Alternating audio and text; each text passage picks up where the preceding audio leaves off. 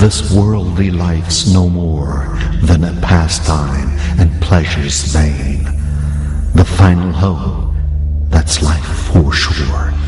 With their knowledge, this much attain.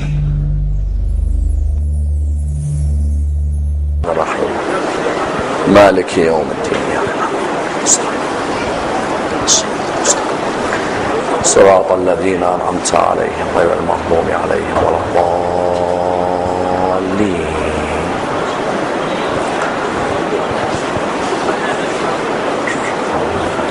بسم الله الرحمن الرحيم. الحمد لله رب العالمين، والصلاة والسلام على سيدنا وعظيمنا وحبيب قلوبنا وشفيع نفوسنا أبي القاسم محمد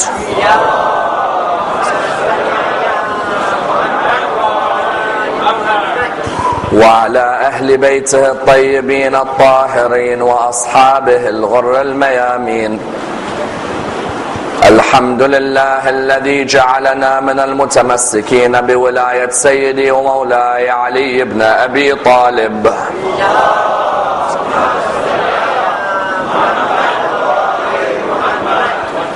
الحمد لله الذي هدانا لهذا وما كنا لنهتدي لولا أن هدانا الله.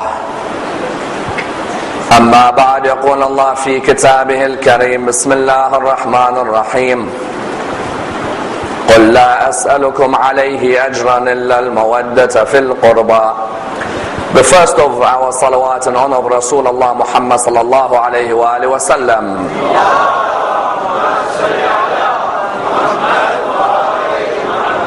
The second in honor of Amir al-Mu'mineen Ali ibn Abi Talib.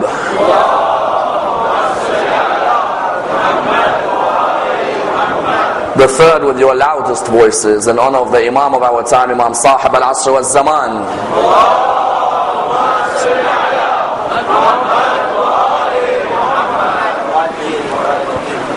Respected scholars, brothers and sisters, Assalamu alaikum wa rahmatullah wa barakatuh. Imam Ali ibn Abi Talib, salawatullah wa salamuhu alayh,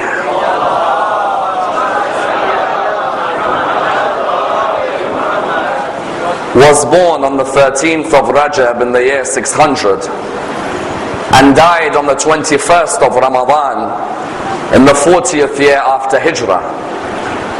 He occupies a prominent position within the religion of Islam as being revered as one of the greatest leaders in Islamic history, a man from whose life many extraordinary lessons may be learnt and many examples may be derived, and a man who was seen as the embodiment of knowledge, generosity, valor and bravery, as well as dedication towards the religion of Islam. As we stated, the Imam was born on Friday the 13th of Rajab. His parents, Abu Talib and Fatima bint Asad, were both followers of the Abrahamic monotheistic way. There was a group of believers who were living in Mecca in the early days who were followers of the message of Prophet Ibrahim alayhi salam. What they would be classified with the word Hanifs. They would be following the way of Ibrahim and all the messengers who came after Ibrahim.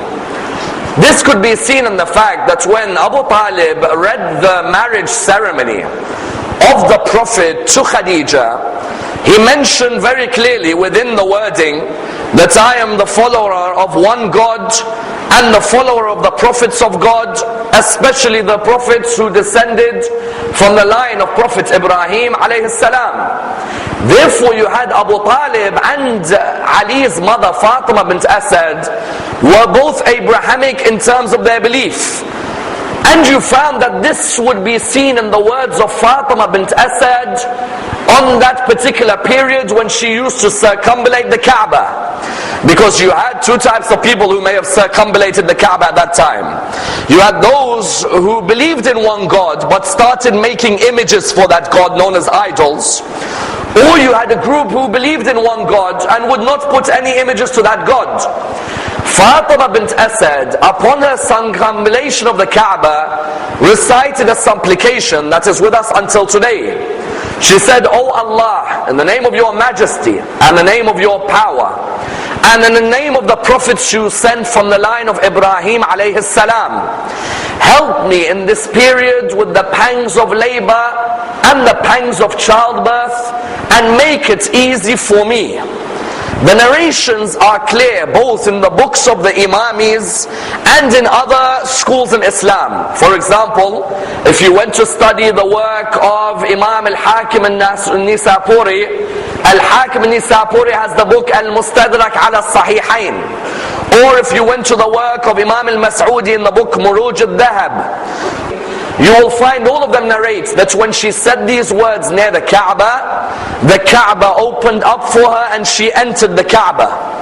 And she stayed within the Kaaba for 3 days.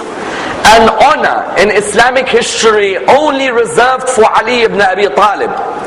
That he is the only man in Islamic history to be born in the Kaaba.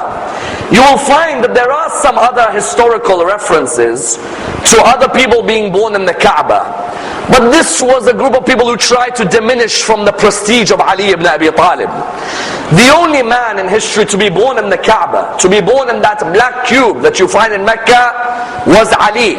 And that's why you find when his mother emerged from the Kaaba on the 4th day, the first person to welcome her was the Prophet Muhammad sallallahu alayhi wa sallam.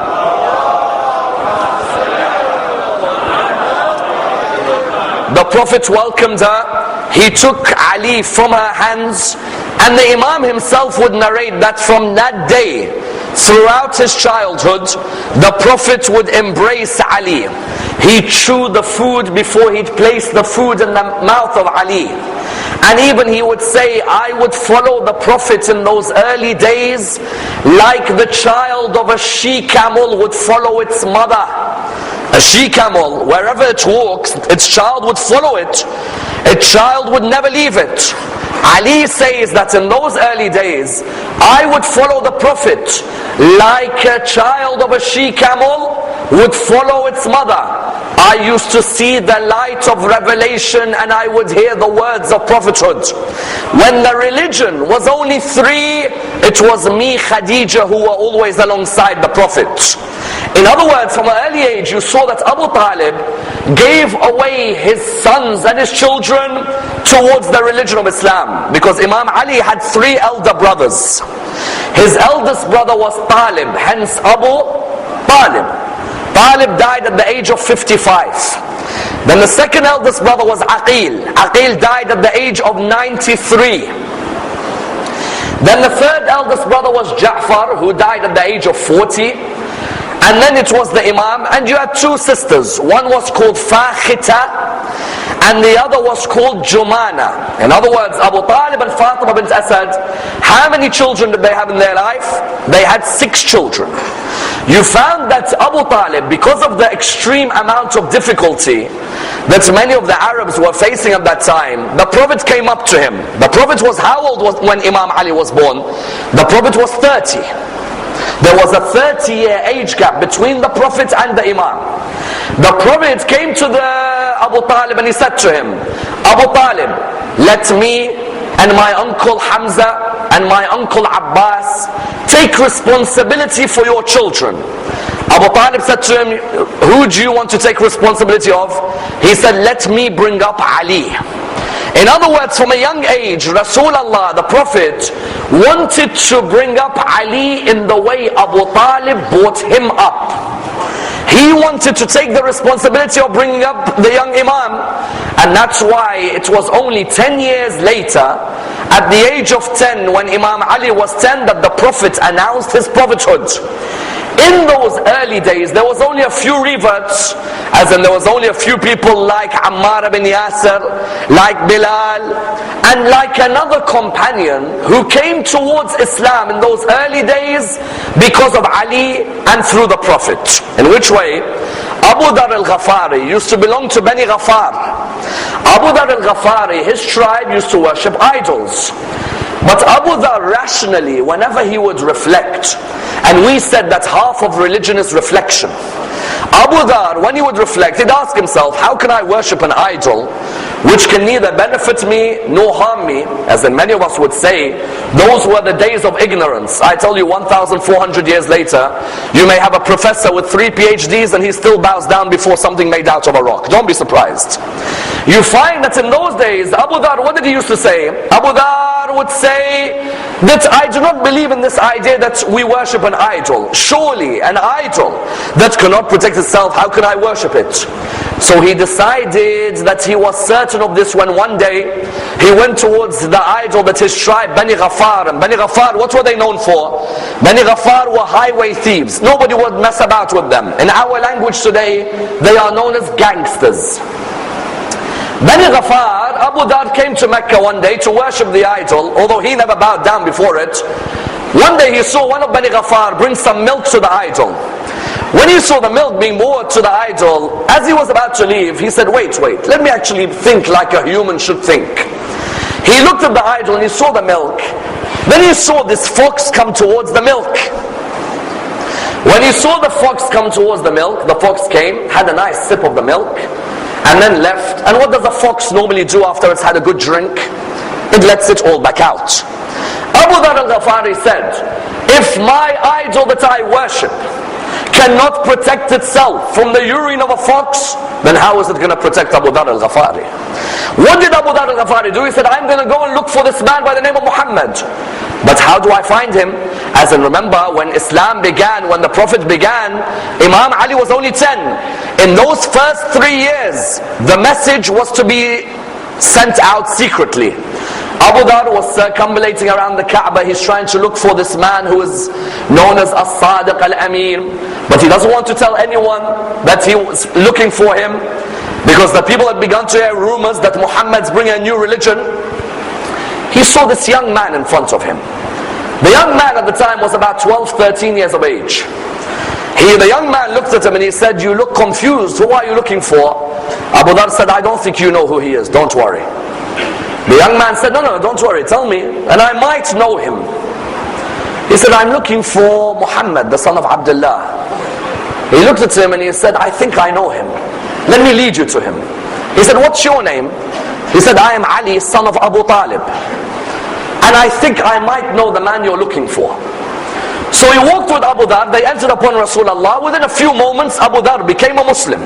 As soon as he heard the intellect of Rasulullah, he became a Muslim. Rasulullah said to Abu Dhar, he said, Abu Dhar, I plead with you, don't go and tell the people about Islam. I know that you Bani Ghafari is your passionate people. Keep it quiet. Abu Dhar said, don't worry, I'll keep it as quiet as I can. A few minutes later, Abu Dhar al-Ghafari stood on the Kaaba saying, oh people, those of you who have not heard of Islam, let me tell you, there is only one God, and that Muhammad is the messenger of God. The people straight away went and started attacking him. Abbas, the uncle of Rasulullah, intervened. Abu Dhar reached Rasulullah. Rasulullah said, Abu Dhar, I told you, don't tell anybody. He said, Ya Rasulullah, I'm sorry, but you know the passion was inside me. I won't be that loud again. Rasulullah said, very well, go ahead. A few minutes later, another announcement on the Kaaba. Oh people, if you didn't hear me properly before, then know that I am Abu Dhar al-Ghafari, and that there is only one God, and that Muhammad is his messenger. Again, then they came to attack him. Abbas, the uncle, knew that the only way to solve this situation was to come in the middle. He told the people, he whispered in the ears of one of the people, oh people, you know who this man is? They said, yes, Abu Dhar. He said, you know which tribe? They said, who? He said, Bani Ghaffar. They said, Bani Ghaffar, the highway thieves? He said, yes. Bani Ghaffar, the gangsters? Yes. Bani Ghaffar, the ones who block your caravans? As soon as the Arab knows his money is getting lost, that's it. He has no more principles. They let Abu Dhar go, but the point was what? A young Ali brought Abu Dhar towards Rasulullah. From a young age, therefore, Ali ibn Abi Talib had the maturity to be able to carry the message of the religion. And that's why when Da'wat al-Ashira happened, when Allah subhanahu wa ta'ala revealed the verse in Surah 26, verse 214, وَأَنذِرْ عَشِيرَتَكَ الْأَقْرَبِينَ, invite and warn your nearest relatives. Rasulullah told the young Ali, he said, Ali, come near me. You are 13 years of age. I want you to do something for me. He said, what is it? He said, I want you to prepare a meal for me. He said to him, Ya Rasulullah, which meal? He said, get a sheep for me, and get 1 kilo of wheat and 3 kilos of yogurt. And I want you to make a feast, and I want you to invite your uncles and my uncles as well. Because of course Ali's uncles are Muhammad's uncles. Abu Lahab, Abu Talib, Abu Hamza, Abbas, these are all the uncles of the two of them. When they came that day, a momentous incident occurred, which was vital in studying the biography of Ali ibn Abi Talib. What was it? That when they came that day, the Prophet had said to them on the first occasion, welcome to my house, I have glad tidings to give you about the message of the religion. Abu Lahab did not accept, but on the second time that they came, they listened to him. The Prophet said to them, you know that I am truthful, and you know that I am trustworthy, and you know that I have not lied to any of you. I have come to bring you a message of goodness, to worship only one God, and not to put partners to God, and that there is a day of judgment where you will be accountable for all your acts, and that there is no difference between male and female, or between black and white. Abu Lahab looked and he said, Muhammad, what is this sorcery that you're trying to bewitch us with? The Prophet then said, whoever amongst you accepts me as his prophet will be my caliph and the successor after me. There's a point here, that from a young age, Ali was already instructed with that message to be the successor, because Ali at the age of 13 raised his hands and he said, O Prophet of God, I will listen to your message and I am the first to accept your words. Abu Lahab turned around to Abu Talib. He said to him, Abu Talib, it looks like one day your son's going to have to lead you. He tried to mock him. And that's why our brothers have an interesting narration in their books. In the books of our brothers, what does it say?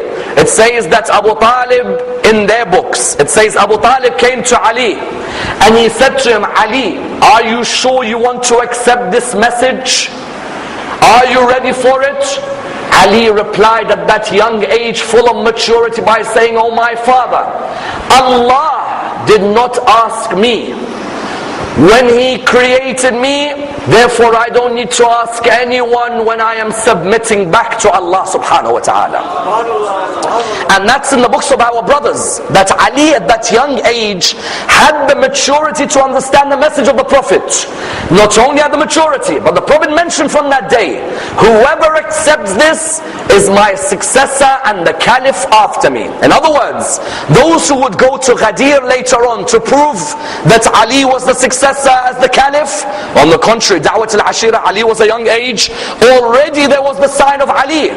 And that's why at that young age, the Prophet would constantly give him duties in order to allow him to mature into the development within the religion. Notice Ali at the age of 24, when the whole of Mecca has decided to combat the message of the Prophet. The Prophet at that age, Ali was 23, 24 years of age, the Prophet comes to Ali. He says to him, Ali, they have decided that they want to kill me. But not one of them, no. A number of them are going to come together and kill me. So would you do a task for me? Ali said to him, O Prophet of God, what is the task? He said to him, the task is that I want you to sleep on my bed. Are you ready to sacrifice your soul for the message of the religion of Islam? Do you know what the reply is? The reply is a reply for someone at 23, an immense reply. He looked at him and he said, Ya Rasulullah, will you be safe? He replied to him, yes, I will.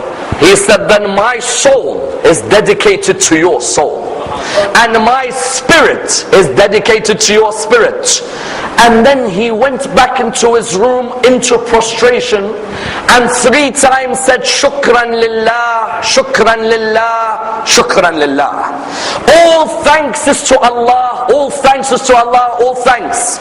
Because he said, this is a night which God has honored me, where He has allowed me to sacrifice my soul for the religion of Islam. That night when they came, they tried to attack. They saw Ali sleeping in the bed of his Prophet. After that, the Prophet had said to him, Ali, the next day, I want you to perform a task. He said, what is it? He said, there are a number of my enemies who have deposited their trusts with me. I find no one better in this religion but you to return the trust back to them. That's why I remember Hanbala, the son of Abu Sufyan, heard that that Ali had remained behind and was giving everyone their trust back. Hanzala, the son of Abu Sufyan, came to Umar ibn Wa'il. Hanzala said to Umar, he said, Umar, I'll give you my mother Hind's necklace if you walk up to Ali ibn Abi Talib and say to him that we deposited 100 mithqal of gold with Muhammad. Umar said, but we didn't. He said, Ali is not going to know. He's only 23 years of age. All Muhammad told him is, anyone who demands something from you, give it back to him. And if you do this, I'll give you my mother Hind's necklace. Umar said, very well.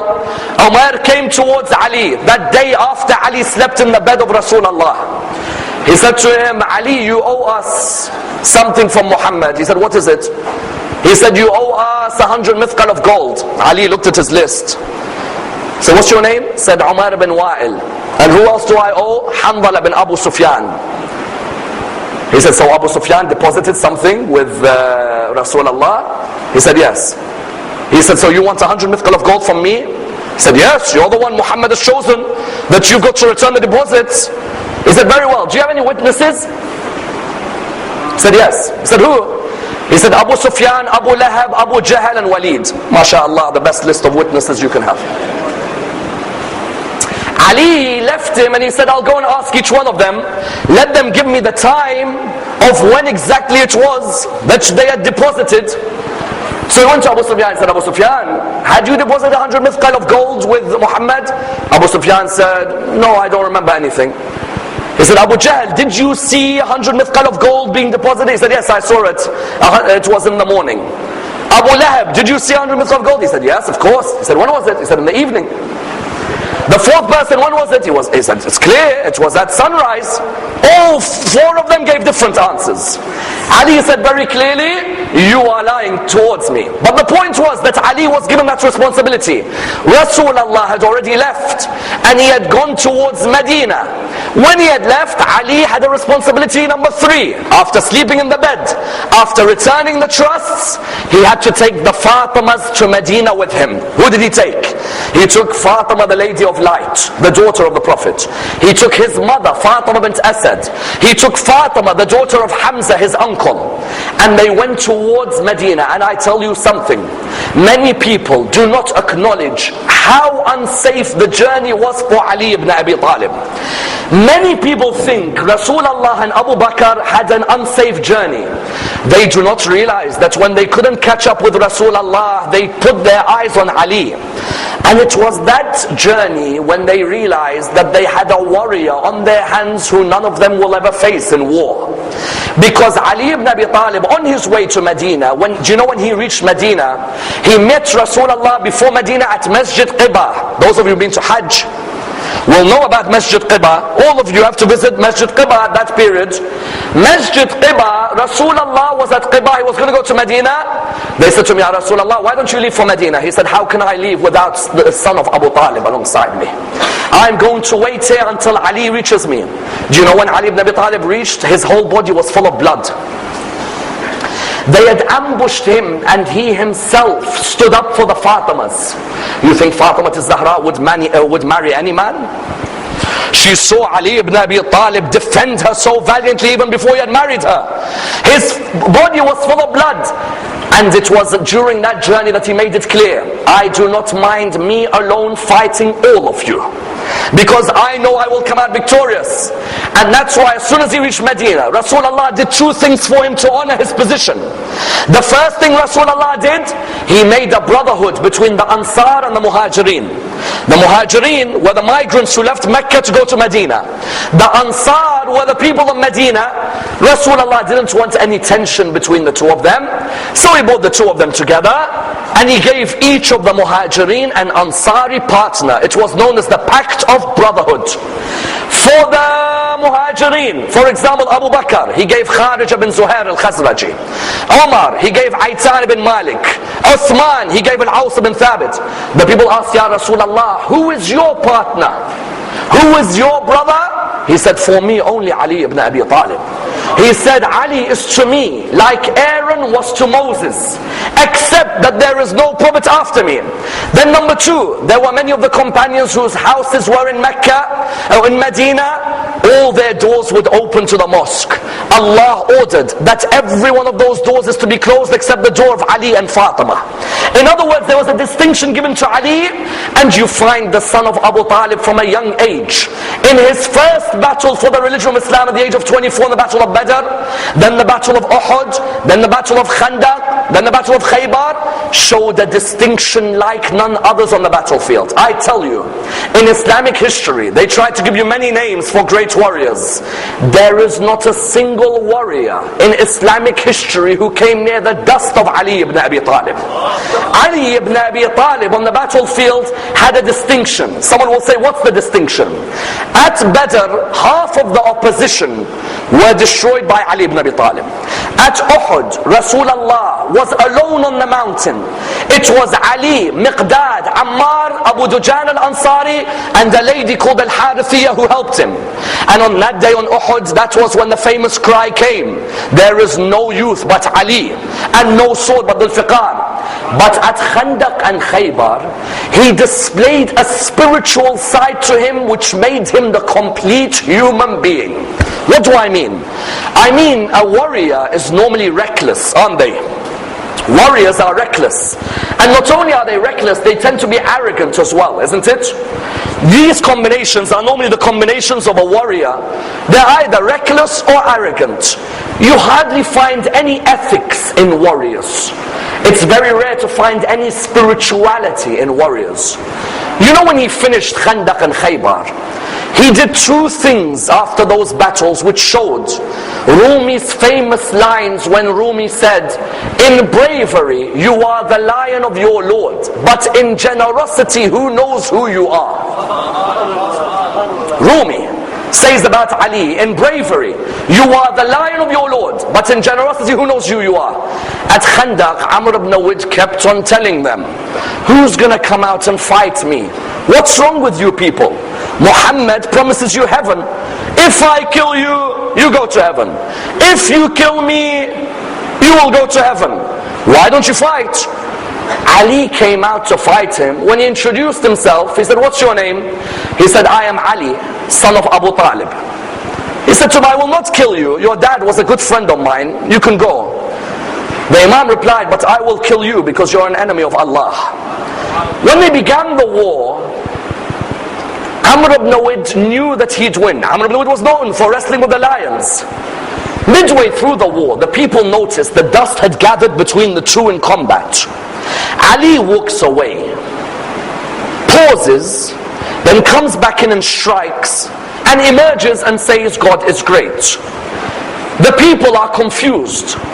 When the people were confused, they asked Ali upon his return, what was that moment that you paused?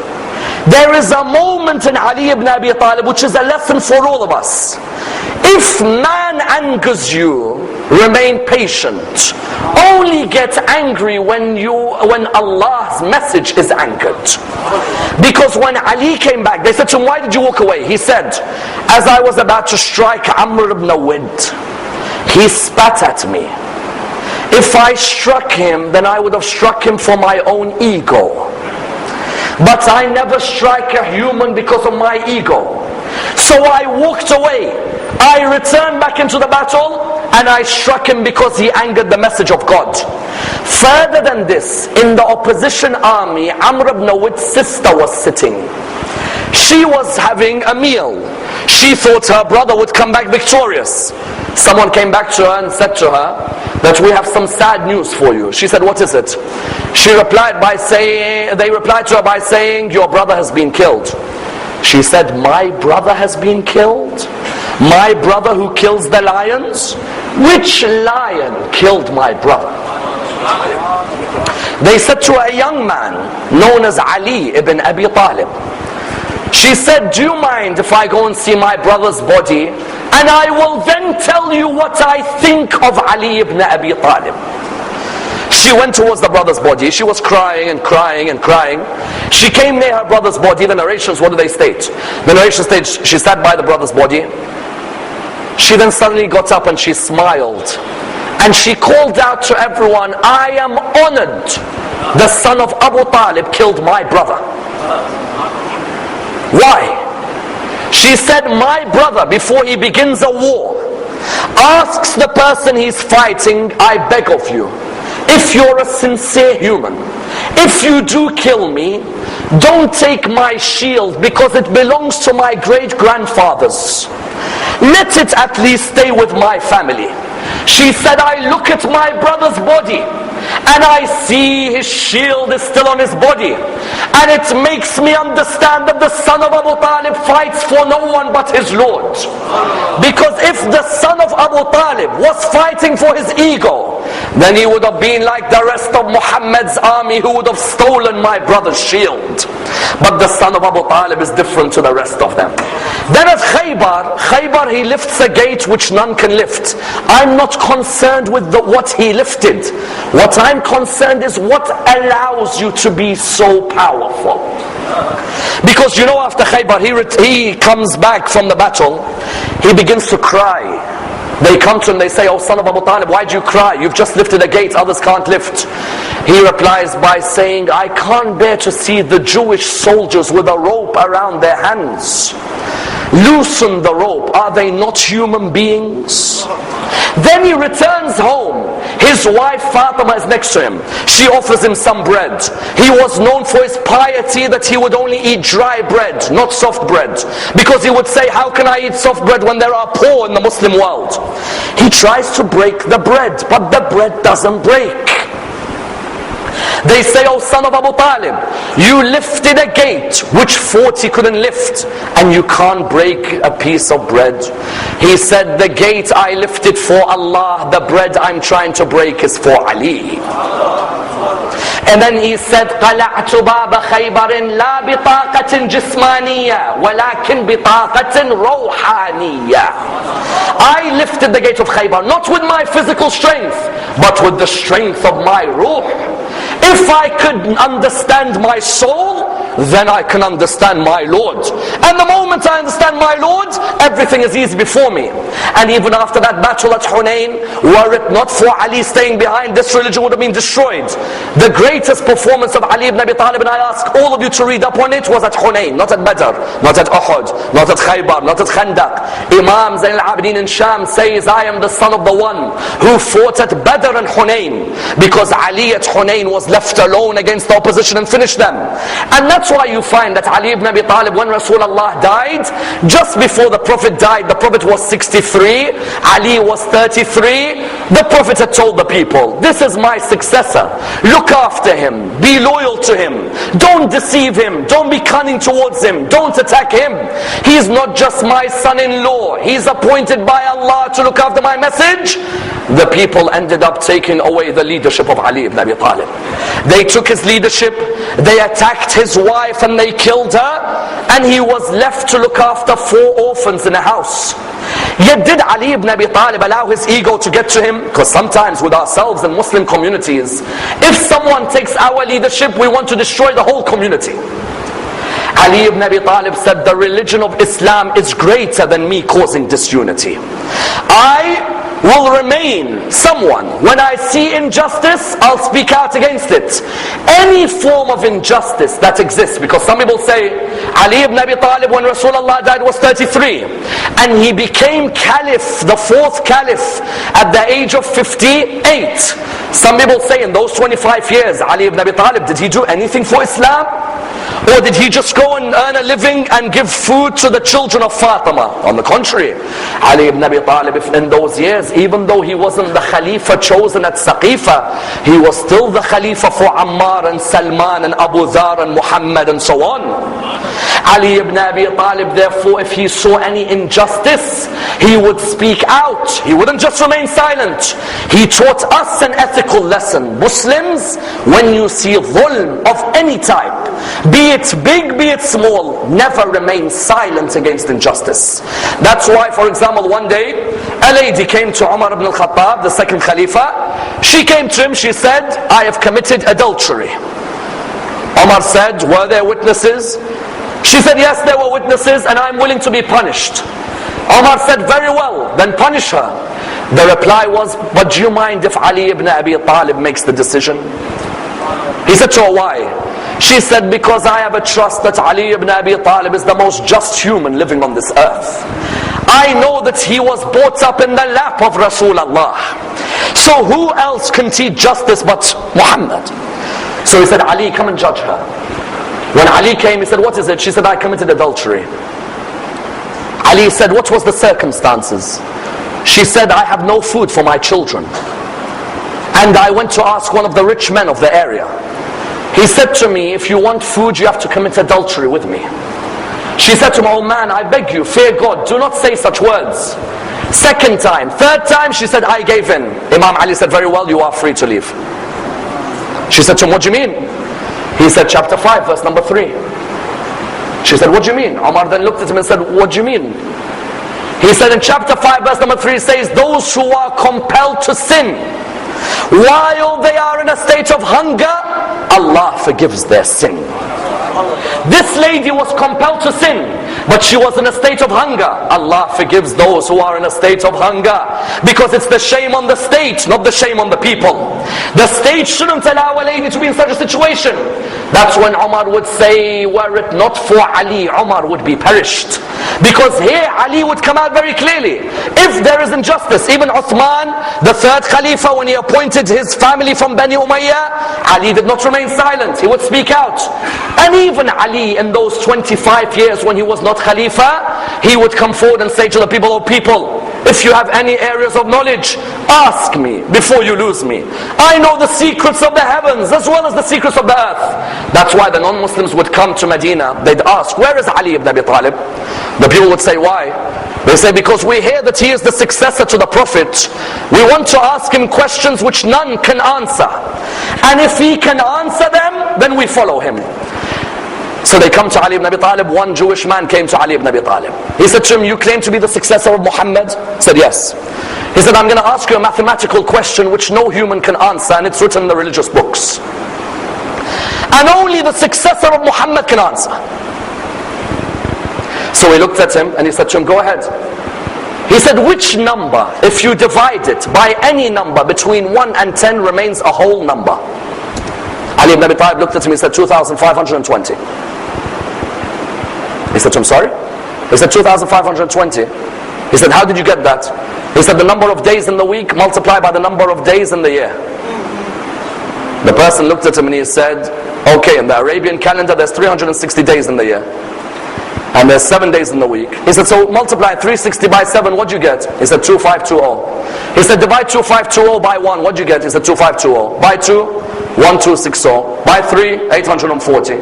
By 4, 630. By 5, 504.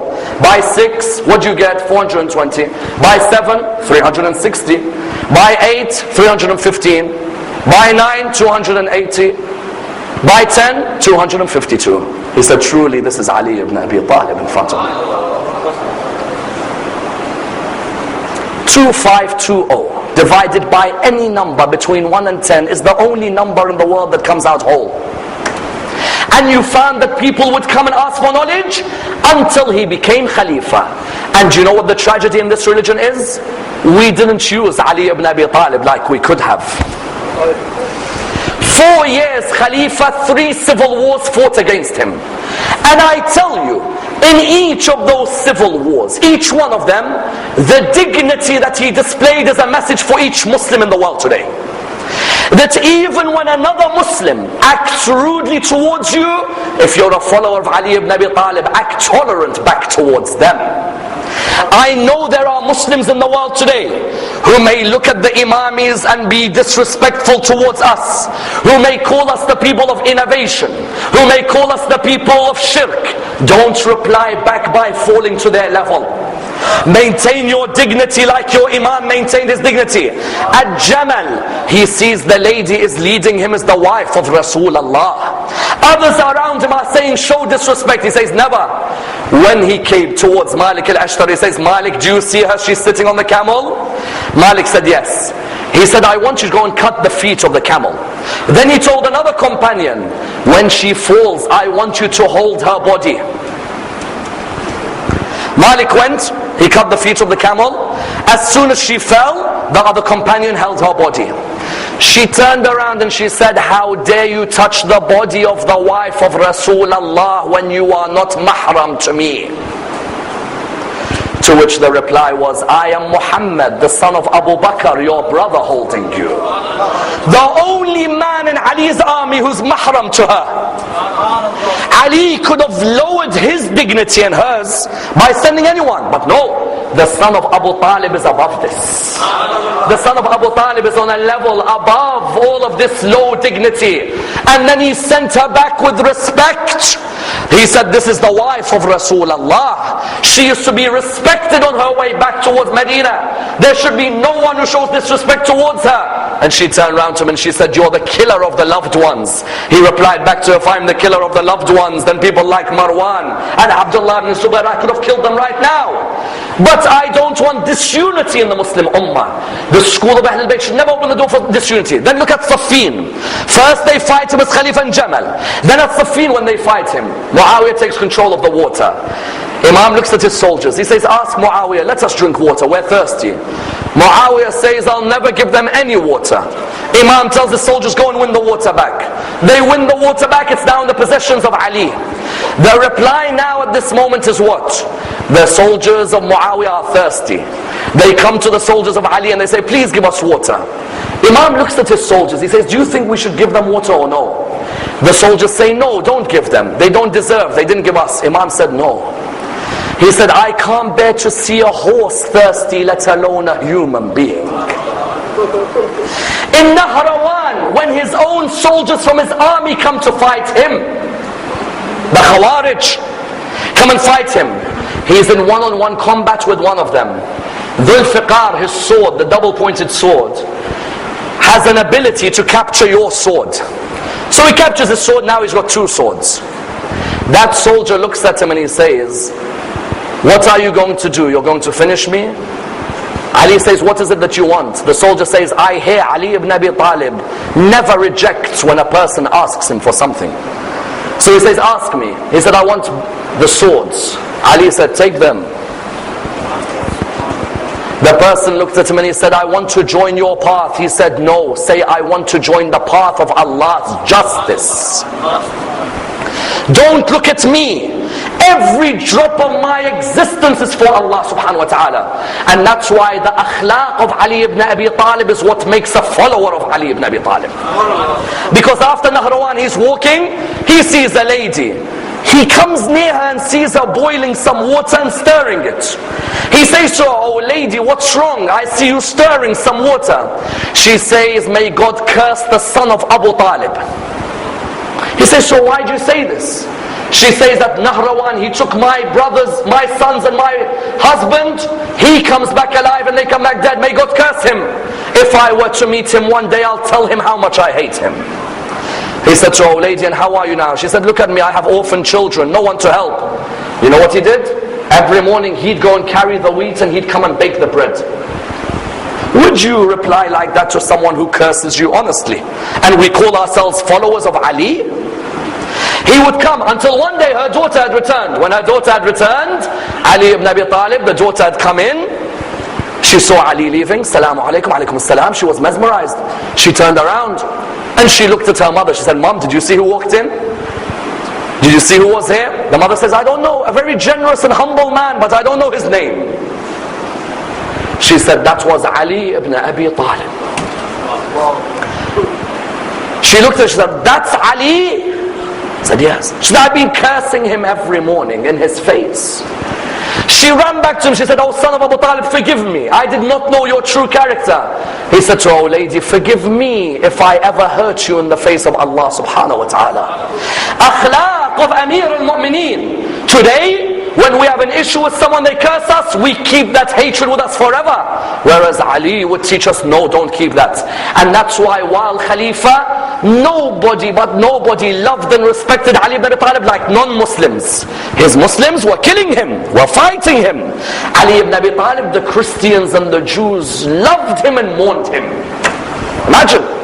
that when Ali has a famous line in his letter to Malik al-Ashtar, which Kofi Annan in the United Nations said is the greatest letter of government ever written by a human being. Imam Ali's letter to Malik al-Ashtar in Nahj al-Balagha.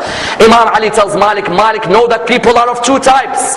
They are either your brothers in faith or your equals in humanity. And in another line he says, and this line should be cemented on the walls of our mosques: know, O Muslims, our enemy is not the Christians or the Jews. Our enemy is our own ignorance.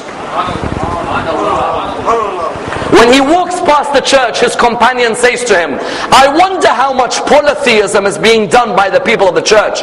Imam says, I wonder how much monotheism is being worshipped. One looked at the cup half empty. Ali would look at the cup half full. When he'd walk in the street, if there was a Christian begging, Ali would say, why is this man begging? When he was young, we'd look after him because he was working for us. Now he's old, no one looks after him. I will not move from my position until one of you promises to sponsor this Christian. And that Jewish man who cried for Ali when he heard he died, they asked him why. He said, I was walking towards Kufa with a stranger. And I was walking towards my home with this man going towards Kufa. This man was a stranger. We started talking. I told him I'm Jewish. He said he is Muslim. We kept on talking and talking. Today Muslims, as soon as they see someone Jewish, they generalize that all the Jewish people are wrong. All the Jewish people are bad. Whereas I tell you, sometimes you may find a Jewish person that's got more humility than some of our own people. He says, I was talking with him. I said, I'm Jewish, he's Muslim. We're talking and talking and talking, and I remembered in the beginning of the conversation, he said, I'm going to Kufa. But now we had gone past Kufa, going towards my house.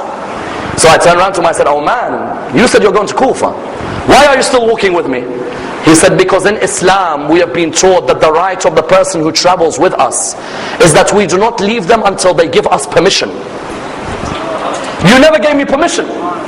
So I kept on walking to your house. He said, go ahead, I give you permission. Today I have learnt about your religion through your morals. The narration states that that Jewish man, as Ali left, his Jewish friend came up to him. He said, how did you form a relationship with him? He said, what do you mean? He said, do you know who that was? He said, no, just one of the Muslims who lives as part of the empire. He said, that's the head of the empire. He said, Ali ibn Abi Talib? He said, yes. He said, the caliph of the whole Islamic state? He said, yes. He said, why did he come near the Jewish areas? He said, would you believe, he said to me, the rights in Islam of a traveler is that you have to wait for their permission before they let you go. That morals of Ali ibn Abi Talib would continue until the day he died. And that's why after Ibn Muljam struck him, tell me which human being says, give water to my killer, he is thirsty? Which human says, feed my killer what you're gonna feed me? Which human says, give shelter to my killer in the way you've given shelter to me? Ali ibn Abi Talib, the human being, is an example for each and every one of us in our life. And that's why his legacy can be seen where? Malik died for Ali. Hujr bin Adi died for Ali. Muhammad bin Abi Bakr died for Ali. Qambar died for Ali.